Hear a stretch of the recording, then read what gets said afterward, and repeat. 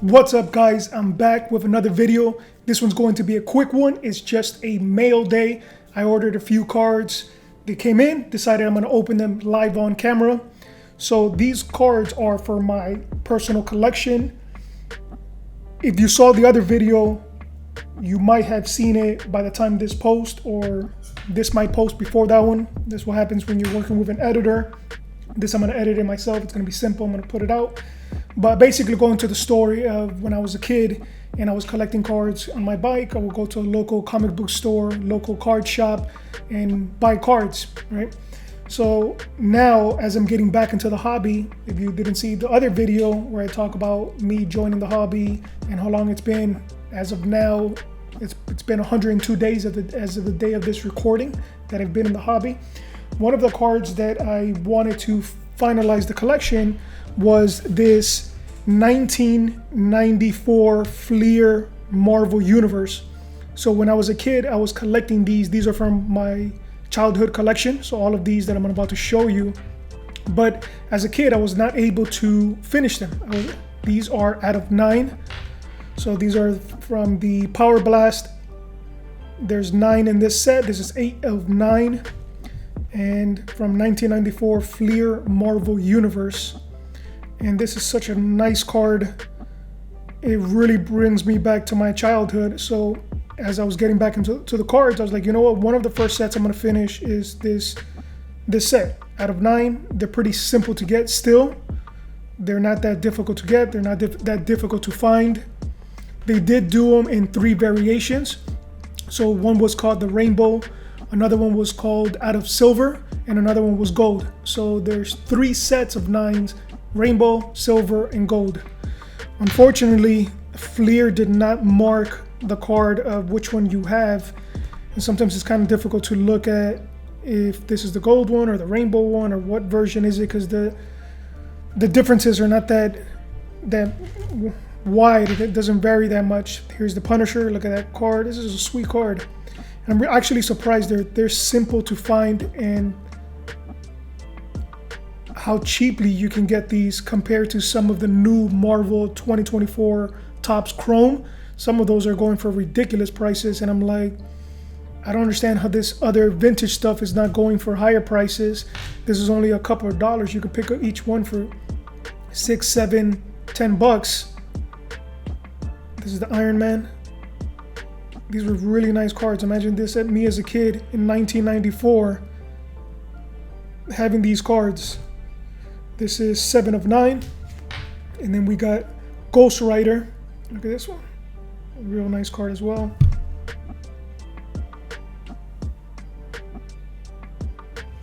So this is 3 of 9, 7 of 9, 8 of 9, and 2 of 9. So only missing a couple. So this is going to be the first set that I complete. I already received one that I already opened. So this is the Hulk. Look at that. And even the designs are just as nice as some of the stuff you're seeing now with the new drops or the new sets. And this was back in 1994. Look at this. And this one is 5 of 9. And I will eventually get these graded by CGC. And they're going to go in my personal collection just as a nod to my childhood, to my connection of when I started, and the fact that I was young trying to finish these off. I was trying to collect all 9, couldn't do it as a kid. I'm gonna do it as an adult. So those are the first ones that I purchased, and that I already had. Some other ones that I already had that I'm also going to be collecting are the UFC poster cards. So this one is from Noche UFC. This one was already in my collection. That's a really, really nice card. This is the one that happened at the Sphere, right? UFC 306.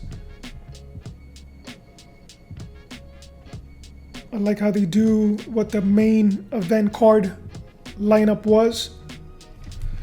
Then another one that I have for my own collection is the This one is UFC 307, Pereira versus Roundtree. What an incredible fight that was. Roundtree, what a warrior, what a dog in him. The damage he took, wouldn't go down, could have taken the easy way out, could have found a way to cover up and just stop the fight. Nah, he wanted to hang in there as much as possible. The dude is a warrior through and through. He should be absolutely proud of his performance. I saw the Fight Kid that he just posted on his account that he put his shorts and his gloves all bloodied up, and he had him he has a plaque kind of like this, and he has it on his wall. I think it looks so badass, rightfully so. So this is another one that I already had, and then looking at these cards, I instantly connected with them. And I'm going to do a separate video on why I think these cards are completely underrated, why I think I don't understand how collectors are overlooking these cards, and how they resonated so highly with me. It goes back to my background and the arts and the appreciation I've had for artists and artwork. I'll show you, I'll put a clip or I'll pop in this video a picture of some of the walls in my office that I've actually had artists custom make some wall art, some art murals in my office. So I have a deep appreciation. I actually came from the music industry. That's why you see some of the plaques behind me. I've worked in the creative industry before. And so I have a deep appreciation for the arts. So these highly resonate with me, and the fact that it's, a sport that I follow very deeply and watch all the fights, I completely, as soon as I saw these cards, they resonated with me. And even though they're not worth a lot, or people don't go crazy for these, for me, I'm like, man, these things really hit a spot. And I'll do a whole video of how it connects to me. I'll go more in depth, and then I'll also talk why I think these are undervalued and the potential with these specific cards. So these are the ones that I already had in my collection. So what I ordered already these are the ones that I'm ordering right now, both from the Marvel Universe and from the UFC poster cards. So these have already come in. These were ordered. They weren't that I pulled myself. This one is from UFC 259. This is when Jan fought Israel Adesanya, and with Nunes fought, I think that's Aldana, I think that's her name. And then you also had Sterling and what's his name? It slips my mind. But badass card. Really like the artwork on this one. The artist did phenomenal. And this one is 1 out of 278. This was when Panini had the license. And then we have this one when Beneil Dariush fought Oliveira. And then we have Nunes versus, I think this is Almeida. Yeah, Aldana. Nunes versus Aldana. So another badass card. I think this artist did a phenomenal job with the card as well. With the design that he did, you got this leopard design, and it's really interesting to me, how they have different artists, their takes on how they present the fight and the pay-per-view and the lineup and their artistic, creative spin on it. You get all these different kind of viewpoints and artistic perspectives that I really enjoy. What I would have really liked was if they would have done what Topps is doing, where they put the rest of the lineup on the actual card. So Topps does that with their cards. The ones in red are the ones that won, so you actually even use this as a record. You can go back and see who won in this pay-per-view. So you got Juliana that won the belt from Raquel Pennington, even though she actually lost. We all know that. Raquel Pennington, Rocky, she actually won that. Somehow Juliana took it with the scorecard. Then you got Mario Batista, Jose Aldo, Dodiz. Kevin Holland had to pull out. He had something happen with his rib. But I really like that they did that, and Panini didn't do that. They would just do either the main event or the co-main event, because I don't think that was the main event. Or was that the main event? I don't remember. See, and it doesn't help without them actually putting it, right? So that's what we're going to be opening. Let's just get down to opening, because now this is taking longer than I expected, giving you this explanation. We're going to see how these other ones come out. Wow, this one's really, this guy taped it up really.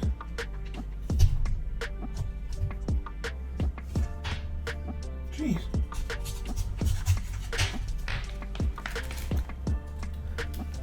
Boom. Look at this.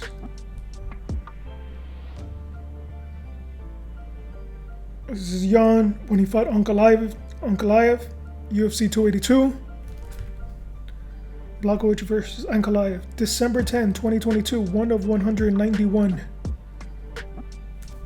So I've been doing the research to find all the numbers of when it started, because since this is not part of a set, it's not part of a box, Panini was doing it differently than how Topps is doing it. I believe Panini was doing it print to order, so at that time you can order the card and they would print however many came out. And then Topps is doing it differently, where it's a short print and they insert it into different orders from Topps now. So there's no checklist for it, and since it's not a high chased card, it's hard to find information on this. I'm trying to build information. I've contacted both Panini and Topps to find out when did it start, when did Panini start printing them, and when did Topps start printing them once they got back the license, so I can basically collect all of them. I think it's going to be a lot of cards though. Here's our next one. Boom.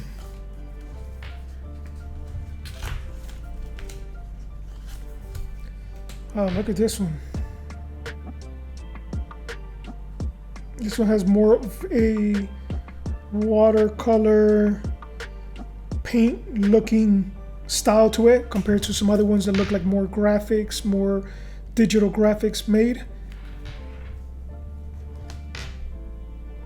And then you have this one that looks like more watercolor brush type looking. Look like they're coming down from heaven to fight. April 9, 2022, 1 of 290. It's a nice card.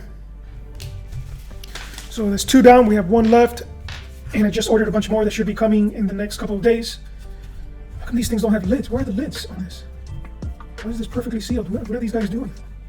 Oh, he's sealing it on the back where the flap goes so that I can't open it and have more trouble opening it. Thanks, guys.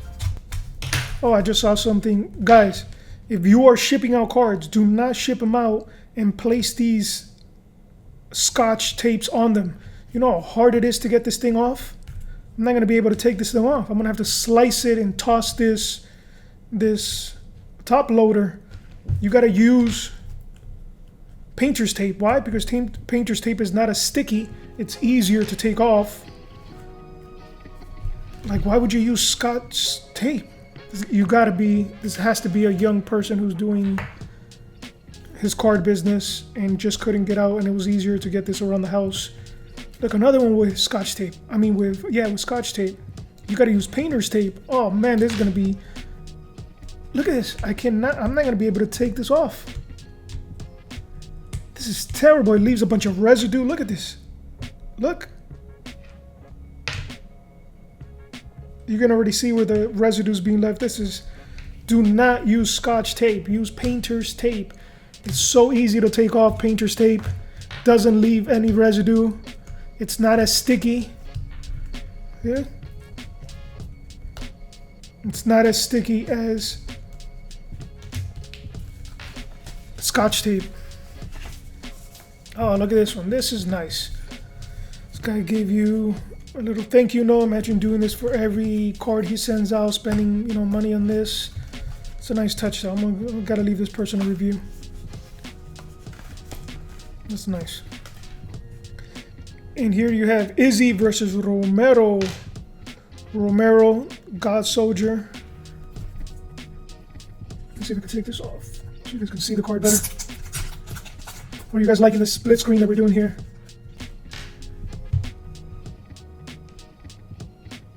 I think we're getting the lighting a little bit better from the other videos. You're gonna see some videos where the lighting was off. I'm still trying to figure it out, having to deal with these plaques that are super reflective. Anytime you turn on a light on them, it just gives off crazy reflection everywhere. And I don't want to hang a tarp or anything like this, since this is my office, my working office. Here you have Izzy versus Romero, 248, UFC 248, March 7, 2020. 1 of 278.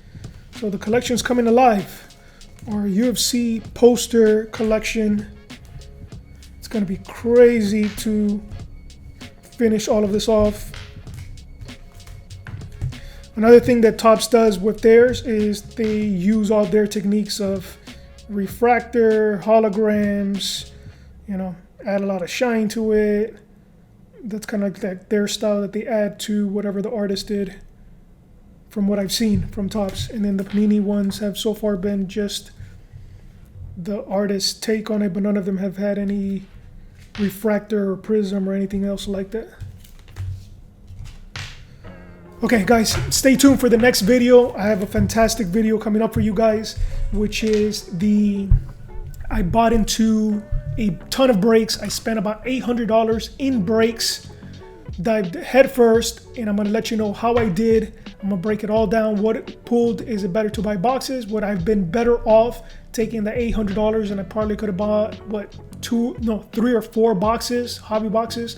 With that money, you get to keep all the cards that you pull out of 3 or 4 hobby boxes, compared to some spots I didn't even pull anything, to the point that some breakers even sent me this. Let me show you guys what they sent me, because I did so bad not pulling anything that they're like, oh man, we got to send this guy something or he's going to lose his mind. So they sent me all these packs of Topps Chrome, Chronicles, a pack of Chronicles 2021, which is awesome. I'm going to get to open this.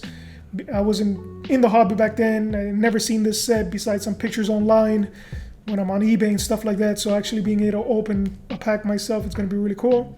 2021 Chronicles, 3 Topps Chrome packs. So I'll open these in another video, but that lets you know how bad I did in some of the break spots that they were like, you know, some other people would just send you card sleeves. These are really cheap, you know, it's a penny each. But the fact that these guys send me packs, that lets you know how much I burnt out, got toasted in their break, that they were like, okay, let's send this guy something so he tries to use this again, right? So I got that video coming up, the amount of breaks that I spent $800 and how I did in those break spots. I also got a video coming up with the top 15 best and worst autos you can pull from Topps UFC knockout set. This is not about who's a prospect, who's a future champion. I'm looking at just the autos themselves, how the autos look. There's some terrible autographs. There's some terrible penmanship from some of these athletes. Some of them are getting very lazy. We're gonna go through that and look at the best and worst looking autos you can pull from that set. And I have another video, but it escapes my mind right now. They're being edited. So stay tuned, more stuff. See you guys next time.